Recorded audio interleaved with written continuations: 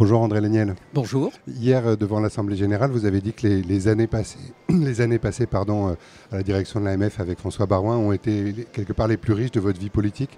Pourquoi? Quels ont été les moments les plus forts de ce bilan?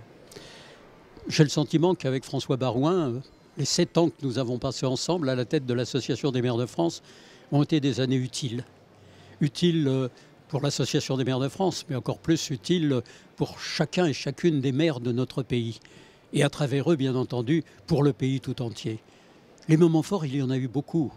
L'un des premiers moments forts, c'est quand nous avons été obligés d'annuler le Congrès des maires de France parce qu'il y avait les attentats du Bataclan et que nous avons néanmoins choisi de faire une assemblée générale en invitant le président de la République de l'époque, simplement pour dire au président de la République et à la maire de Paris que nous étions à leur côté, que quand c'était la République qui était mise en danger, bien entendu les maires de France répondaient présents. Et puis il y a eu malheureusement d'autres crises et nous en subissons encore. Ça a été vrai avec la crise des Gilets jaunes, où d'un seul coup l'État, incapable de renouer le dialogue, a constaté que les seuls qui pouvaient encore sur le terrain dialoguer, à la fois avec les Gilets jaunes, mais avec l'ensemble de la population, c'étaient les maires. Et là aussi, nous avons répondu présent, parce que le dialogue républicain était rompu et que nous étions ceux qui pouvaient lui redonner de la force, de la vigueur et de la réalité. Et puis, c'est tout l'épisode de la crise sanitaire. Si nous n'avions pas été là, je pense que malheureusement, les dégâts auraient été beaucoup plus considérables en termes sanitaires pour notre pays. C'est nous qui avons distribué les premiers masques, alors que l'État n'était même pas capable de donner des masques au personnel soignant. C'est nous qui, dans beaucoup de cas, avons fait en sorte que les établissements scolaires soient mis en sécurité par rapport à la pandémie. C'est nous qui avons fait en sorte qu'il y ait des tests quand l'État était incapable de les fournir.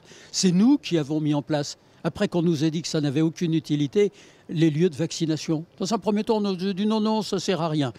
Et puis après, on a découvert que si les maires n'avaient pas pris l'initiative et ne l'avaient pas fait, alors la situation sanitaire de notre pays aurait été beaucoup plus dégradée. Et puis c'est notre combat permanent pour les libertés locales, pour que nous puissions répondre aux attentes de nos concitoyens. Donc oui, j'ai le sentiment qu'avec François Baroin, nous avons porté l'Association des maires de France et nous avons su lui redonner l'ampleur et j'allais dire l'agrément de nos concitoyens. Justement, dans cette période de délitement de la confiance vis-à-vis des responsables publics, on sait que le maire garde un capital confiance très important aux yeux des Français. Est-ce que vous avez aussi l'impression que l'action de l'AMF qui a été menée ces dernières années y est pour quelque chose?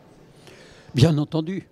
Comme le disait d'ailleurs hier François Baroin, quand nous avons continué l'action de Jacques Pélissard, à l'époque, la critique était multiple à l'égard des maires. Ils étaient trop nombreux, ils étaient dépensiers, ils ne faisaient pas le boulot, ils construisaient des ronds-points inutiles.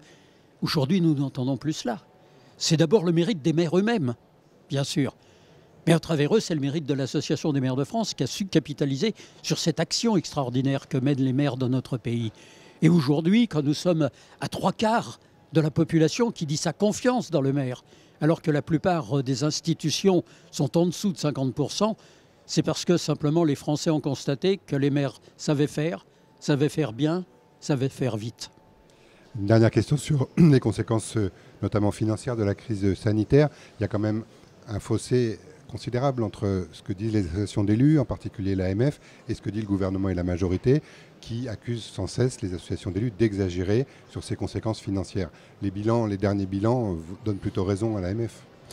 Les derniers bilans, y compris le dernier rapport de la Cour des comptes qui est sorti la semaine dernière et qui reprend, j'allais dire, quasiment à l'identique les constatations que nous avons faites à la fois dans le cadre de l'Association des maires de France et que j'ai pu faire, moi, dans le cadre du Comité des finances locales, qui regroupe, je le rappelle, toutes les forces démocratiques.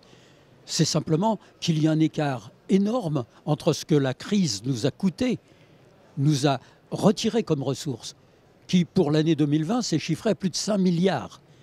Et ce que l'État a fait en termes d'efforts, puisque face à ces 5 milliards de pertes de recettes ou de dépenses nouvelles, l'État a en tout et pour tout compensé à hauteur de 440 millions. Ce sont les chiffres de Bercy, ce ne sont pas des chiffres inventés, ils sont vérifiables partout. Et donc aujourd'hui, le constat, c'est que ce que nous avons dit depuis des mois est malheureusement la réalité.